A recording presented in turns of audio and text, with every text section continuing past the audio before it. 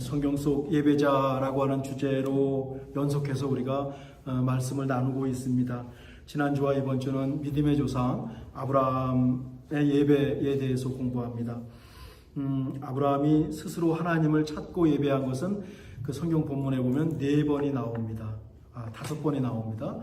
약속의 땅에 도착하자마자 제단을 쌓고 하나님을 예배했습니다. 베델에 정착해서 또 하나님의 이름을 불렀습니다. 가뭄을 피해서 이집트에 갔다가 아내 사라를 누이라고 속이고 큰 실수를 하고 돌아와서 하나님을 예배했습니다. 아마 새롭게 시작하겠다는 결단의 예배였을 것입니다. 4번째는 조카 롯에게 모든 땅을 양보하고 하나님의 약속을 재차 받고 하나님의 이름을 부르고 제단을 쌓고 하나님을 예배했습니다. 그렇게 예배한 후에도 아브라함의 삶이 평탄치는 않았습니다. 미국에 살아가는 우리는 그 생면부지의 땅에서 이민 와서 이주해서 살아가는 것, 또 이 땅에서 살아남는 것 쉽지 않은 것을 저희는 잘 압니다.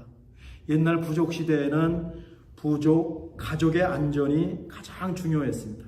사방에 적이 있는 겁니다. 아브라함은 시민권도 없었고요. 영주권도 없었습니다. 그러니 아브라함의 실존이 얼마나 불안했을지 우리는 쉽게 짐작할 수 있습니다. 하지만 아브라함은 살아남았습니다. 그 어려움을 극복했습니다. 뛰어넘었습니다. 400명의 군대를 둘 정도로 400명의 프라이빗 아미, 자기 사병을 둘 정도로 강했습니다. 그 조카로 또 구해줍니다. 물론 그 와중에도 또 그랄이라는 곳에 가서 또 한 번 자기 아내 사라를 누이라고 또 속입니다. 이게 3살 버릇이 80까지 간다는 말이 생각이 나죠. 나중에는요, 아브라함의 아들 이삭도 똑같은 실수를 합니다. 부전자전이죠. 근데 또 생각하면 얼마나 무서웠으면 그랬을까? 얼마나 무서웠으면 그랬을까 하는 그런 동정심도 생깁니다. 그때마다 하나님의 도우심으로 살아남았습니다. 하나님은 아브라함을 찾아오셔서 아브라함의 후손이 하늘의 별처럼 바닷가의 모래처럼 많아질 것이라고 계속 말씀하시는 겁니다. 창세기 15장에서는 하나님이 주도하신 제사가 나옵니다. 그러면서 또 그 약속을 확증해 주셨습니다. 창세기 17장에서는 하나님께서 아브라함에게 모든 가족에게 할례를 베풀어라 라고 명하시면서 하나님의 약속이 아브라함과 가족의 몸에 그 약속을 새겨 주셨습니다. 하나님께서 선택하시고 하나님의 역사를 펼쳐갈 거룩한 백성, 구별된 백성이라는 뜻이었습니다. 그런데 이 하나님의 약속이 이루어지는데 너무 큰 장애물이 있습니다. 이 하나님의 약속은 거의 불가능한 약속입니다. 아브라함의 아내 사라는 원래 아이를 낳지 못합니다. 게다가 지금은 아이를 낳을 수 있는 연령대가 훨씬 지났습니다. 그런데 하나님은 아브라함과 사라 사이에 아들이 태어날 것이라고 말씀하시는 겁니다. 하나님이 후손을 주실 것이라고 자꾸만 말씀하시니까 이 사라는 이집트에서 온 몸종 하가를 아브라함에게 줍니다. 그렇게 해서라도 아들을 낳고 후손을 잇고 싶으셨어요. 그래서라도 하나님의 뜻을 이루고자 했습니다. 아마 자신이 아이를 못 낳으니까 미안했던 것 같습니다. 그래서 아람 민족의 조상이라고 생각되는 이스마엘이 태어나죠. 하나님의 약속을 이루기 위해서 이렇게 한 것도 보통은 아닙니다. 그런데 이것은 철저하게 인간적인 시도였습니다. 상식적인 대처였습니다. 하나님은 또다시 오셔서 아브라함과 사라가 아들을 낳게 될 것이라고 또 말씀하십니다. 텐트 밖에서 그 말을 들은 사라가 키득키득 웃습니다. 내가 무슨 이 나이에 아들을 낳는단 말인가?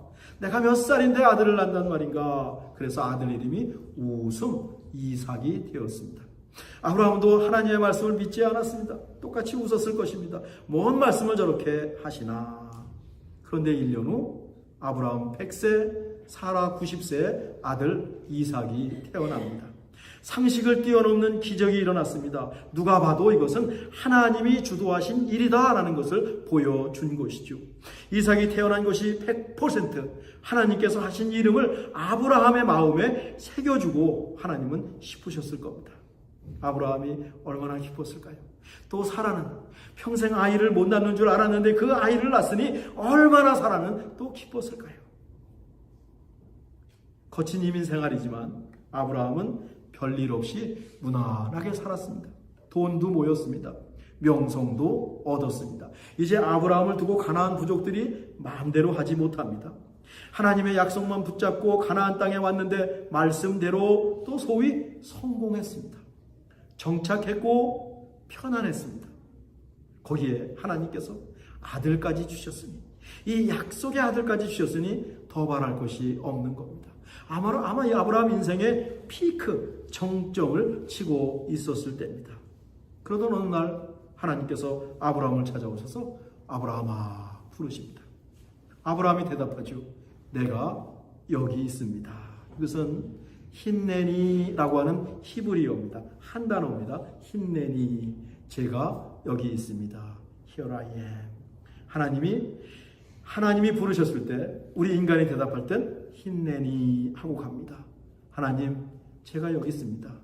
말씀에 주옵소서. 제가 듣겠습니다. 라고 하는 뜻입니다. 대단하죠? 하나님께서 청천벽력 같은 말씀을 아브라함에게 하시는 겁니다. 2절인데요. 제가 읽을게요. 여호와께서 이르시되 내 아들 내 사랑하는 독자 이삭을 데리고 모리아 땅으로 가서 내가 내게 일러준 한 산 거기서 그를 번제로 드리라. 이게 무슨 말씀입니까? 아브라함은 그 자리에서 얼어붙었을 것입니다. 어찌 보면 하나님이 너무하신 겁니다. 하나님이 아브라함이 아들을 달라고 하나님께 얘기한 적이 없습니다. 그런 기적을 바란 적도 없습니다. 그냥 상식적으로 살았습니다. 평범하게 살았습니다. 그런데 하나님이 오셔서 아들이 태어날 것이라고 약속을 하셨고 정말로 이삭이 태어났습니다. 이제 아들 이삭과 더불어 행복하게 살고 있는데 이삭을 번제로 드리랍니다. 번트 오퍼링, 태워서 드린다라는 겁니다. 번제는 아들을 죽이고 불에 태워서 드리는 제사거든요. 잔인한 일이죠. 부모로서 도저히 할 수 없는 일입니다. 키에르케고르라고 하는 그 철학자는 이거는 부모 자식 간의 윤리를 깨는 일이다라고 말했습니다. 이 2절 초반부를요, 그 히브리어 본문 그대로 한번 읽어볼까요? 이렇습니다. 아브라함아 부르시더니 힌네니 제가 여기 있습니다. 하나님 말씀하십시오. 라고 말하니까 내 아들, 아브라함은 이삭은 아니겠지, 이스마엘이겠지. 내 하나뿐인 아들, 이삭인가? 내 사랑하는 아들, 이삭이네. 하나님 바로 그 이삭을 데리고 가서 그를 제물로 드리라. 우리가 그냥 읽어서 그렇죠? 이 짧은 말씀이 아브라함에게 얼마나 길게 들렸겠어요. 설마? 아브라함이 이 말 듣고 하나님께 대들어도 됩니다. 언제 내가 아들 달라고 했습니까? 내 아들을 어떻게 바칩니까? 아버지가 어떻게 아들을 번제로 불에 태워서 바칠 수 있습니까? 아니면 아브라함 좋은 사람이라고 그랬잖아요. 엎드려서 하나님 1년만 더 이삭과 함께 살게 해 주십시오. 아니면 한 달만 더 이삭과 함께 내 사랑하는 아들과 함께 살게 해 주십시오 라고 사정할 수도 있습니다. 그런데 이 믿음의 조상 아브라함은 달랐습니다. 3절입니다. 아브라함이 아침에 일찍 일어나 나귀의 안장을 지우고 두 종과 그의 아들 이삭을 데리고 번제에 쓸 나무를 쪼개어 가지고 떠나 하나님이 자기에게 일러주신 곳으로 가더니, 아브라함은요 곧바로 다온다. 그것도 일찍 일어나서 아들 이삭과 함께 종과 함께 하나님께서 말씀하신 곳으로 길을 떠납니다. 아들을 번제로 드리러 가는 겁니다. 아들을 죽이러 가는 겁니다. 키에로케브르는 이런 아브라함의 믿음은 윤리나 세상의 상식을 뛰어넘는다고 했습니다. 물론 아들을 하나님께 드리러 가는 아브라함도 공포와 전율을 느꼈을 것입니다. 마음이 편할 리 없습니다. 한 걸음 한 걸음 얼마나 힘들었을까요? 잠시 뒤에 펼쳐질 일을 생각하면 두렵고 떨렸을 것입니다. 그래서 키에로케브르의 책 제목이 Fear and Trembling, 공포와 전율입니다. 3일을 걸어서 하나님께서 말씀하신 곳에 도착합니다. 중간에 두 종은 남아있으라고 하고 아버지와 아들 아브라함과 이삭만 조금 더 길을 걸어갑니다. 6절입니다. 아브라함이 이에 번제나무를 가져다가 그의 아들 이삭에게 치우고 자기는 불과 칼을 손에 들고 두 사람이 동행하더니 제사 지낼 나무를 아들 이삭이 지고 가는 것을 보니까 아브라함이 나이가 많이 들었습니다. 아니 이삭 제사 드리러 가면서 그 장작을 아들에게 지우겠습니까? 웬만하면 내가 지우고 가죠. 이삭이 그만큼 컸습니다. 아브라함은 불과 칼을 손에 들었습니다. 그리고 아버지와 아들이 산을 올라갑니다. 한참을 가는데 이삭이 묻는 겁니다. 내 아버지, my father? 이건요, 아브라함의 가슴을 찌르는 말입니다. 그냥 아빠, 아버지, 그럼 얼마나 좋았겠어요. 근데 하필 내 짤을 부르는 겁니다. My father, 나를 낳으신 아버지라는 뉘앙스입니다. 친아버지가 친아들을 하나님께 제물로 바치기 위해서 가고 있습니다. 아들 이삭이 한마디 더 붙입니다. 불과 나무는 있는데 번제할 어린 양은 아버지에 어디 있어요? 이삭은 아직 자신이 제물이라는 것을 알지 못합니다. 이걸 어떻게 대답합니까? 마음이 찢어지죠. 아마 아들 대신 죽고 싶은 심정이었을 겁니다. 아브라함이 얼떨결에 대답을 해요. 내 아들 이삭아, 양과 제물을 하나님께서 준비해 놓으셨을 거야. 급하니까 하나님 핑계를 댔는데 조금 있다가 나오지만 아브라함의 말이 그대로 이루어집니다. 하나님의 섭리와 하나님의 도우심이 참 묘하죠. 참 신비롭죠. 하나님께서 말씀하신 산에 도착했습니다. 아브라함이 제단을 쌓습니다. 아마 아들 이삭이 다 도와줬을 겁니다. 그렇지 않고는 이 연로한 아브라함이 쌓을 수가 없습니다. 아브라함은 이삭의 얼굴을 쳐다보지도 않고 제단을 하나하나 쌓아 올렸을 것입니다. 이삭도 이쯤 되면 눈치를 챘을지도 모릅니다. 아브라함이 이삭을 묵습니다. 결박합니다. 아브라함이 이삭을 결박하는 것에서 아케다라는 히브리어 용어가 나왔습니다. 우리 기독교에서는 십자가에 결박당해서 죽으신 예수님과 연결하지요. 단 위에 이삭을 올려놓습니다. 다음 주에는 이 본문을 이삭의 입장에서 읽을 텐데 이삭이 스스로 올라가지 않았을까? 제단에 올려놓고 결박하지 않았을까? 그렇지 않고는 이 아브라함이 이삭을 결박할 수가 없어요. 아브라함이 손을 내밀어서 칼을 집어 들었습니다. 옆에 있는 그림은 이 앞에 있는 그림은 렘브란트가 그린 그림입니다. 이 장면을 상상해 보십시오. 저는 솔직히 못할 것 같습니다. 제가 대신 죽겠다고 마지막으로 하나님께 사정할 것 같습니다. 그런데 아브라함은 그 일을 했습니다. 그는 하나님의 명령을 하나도 빼놓지 않고 실천했습니다. 이 믿음이 아니고는 불가능하지요. 대단한 순종입니다. 아브라함이 손을 높이 들어서 아들을 내려치려는 순간 하늘에서 소리가 들립니다. 다급한 소리가 들립니다. 아브라함아, 아브라함아. 아브라함이 멈칫하고 대답합니다. 하나님 앞에서 아브라함의 대답은 한 가지입니다. 힘내니.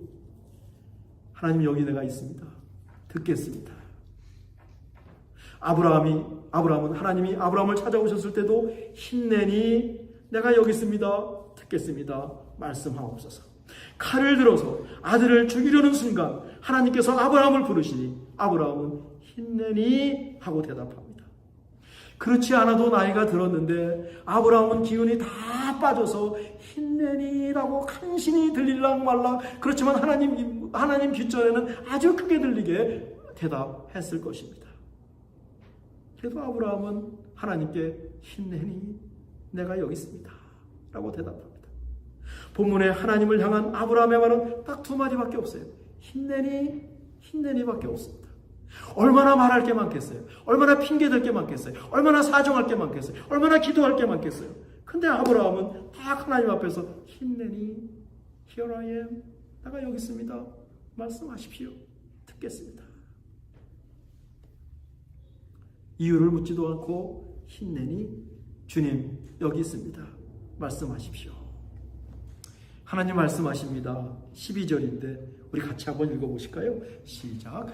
그에게서 내 손을 대지 말라. 그에게 아무 일도 하지 말라. 네가 네 아들 네 독자까지도 내게 아끼지 아니하였으니 내가 이제야 내가 하나님을 경외하는 줄을 아노라. 1절에 보면은요, 하나님께서 아브라함을 테스트하려고 이 일을 계획하셨다라고 했습니다. 독자인 우리는 알고 있어요. 우린 다 알고 있으면서 지금 숨을 죽이면서 아브라함이 하나님의 테스트를 통과해야 되는데 아브라함을 응원하면서 지켜보면서 여기까지 왔습니다.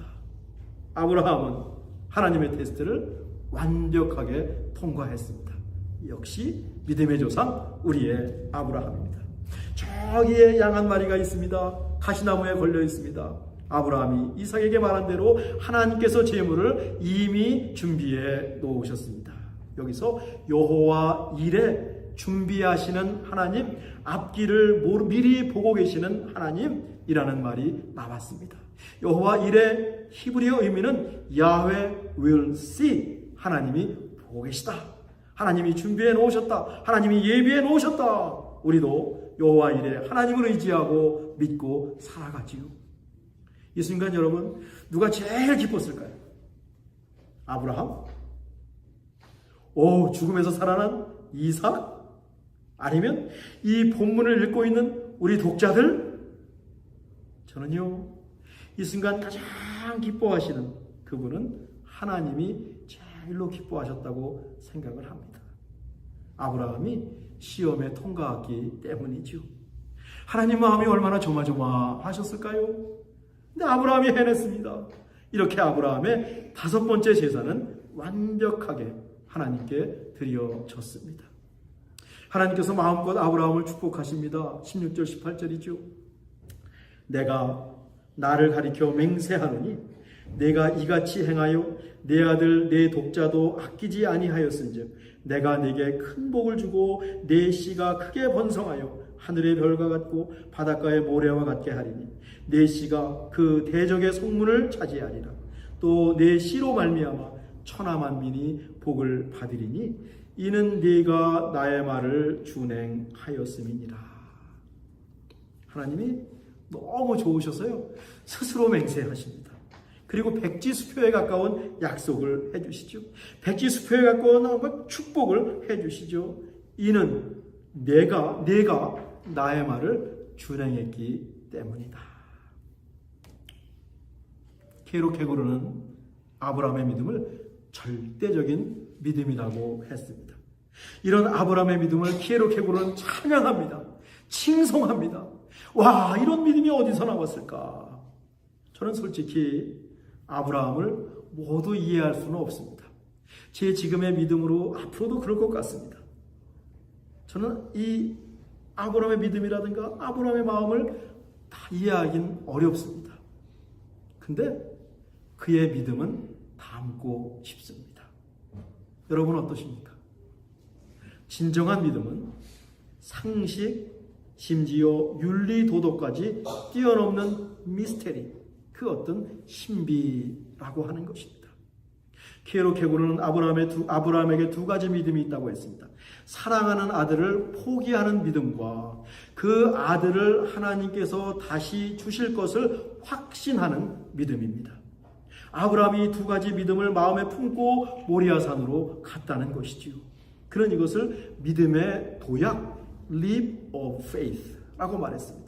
케로케고르는 아브라함을 향해서 Knight of Faith, 믿음의 기사라고 부릅니다. 지난번에 말씀드렸던 모세와 세례 요한처럼 어떤 진정한 믿음의 반열, 믿음의 세계로 들어간 것 같습니다. 포기하는 것과 기대하는 것, 그건 역설입니다. 모두 쉽지가 않습니다. 우리는 사랑하는 것을 포기하지 못하는 것 같습니다. 내려놓지 못하는 것 같습니다. 아브라함은 가장 사랑하는 아들 그 이삭을 내려놨습니다. 이게 보통 믿음입니까? 동시에 하나님께서 다시 주실 것이라는 믿음도 솔직히 부족합니다. 그래서 믿음의 도약을 이루지 못하는 것은 아닐까 싶습니다. 불가능한 상황 속에서, 역설적인 상황 속에서 하나님이 역사하실 것이다, 하나님이 일하실 것이다 라고 믿는 것 어디 쉽습니까? 아브라함에게는 이 두 가지 예배가, 두 가지 믿음이 함께 있었다라고 하는 것이지요. 우리 다음 한 주간은 아브라함을 닮고 싶습니다. 포기할 것 포기하고, 또 기대할 것, 하나님 확신 가운데 기대할 것, 또 기대하면서 다음 한 주간 살았으면 좋겠습니다. 아브라함의 믿음에 대한 히에로 케고르의 말로 마치겠습니다. 아직 믿음에까지 이르지 못한 사람에게도 인생은 충분한 과제를 준다. 만일 그가 이 과제를 사랑하며 성실히 임한다면, 물론 최고의 것을 이해하고 파악한 사람들, 아브라함이죠. 생애와는 비교가 되지 않겠지만 그의 생애 역시 헛되지는 않을 것이다. 다시 한번 읽어볼까요? 아직 믿음에까지 이르지 못한 사람들에게도 전해요. 인생은 충분한 과제를 준다. 만일 그가 이 과제를 사랑하며 성실히 임한다면, 물론 최고의 것을 이해하고 파악한 사람들의 경지 생애와는 비교가 되지 않겠지만 그래도 그의 생애 역시 헛되지는 않을 것이다. 기도하겠습니다.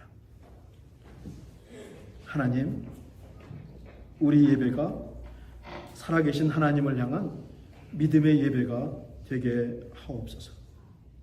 우리 예배가 하나님께서 우리에게 허락하신 인생을 참되고 선하고 아름답게 만드는 거룩한 예배가 되게 하옵소서. 다음 한 주간 믿음으로 살겠습니다. 하나님 도와 주옵소서. 예수님의 이름으로 기도하옵나이다.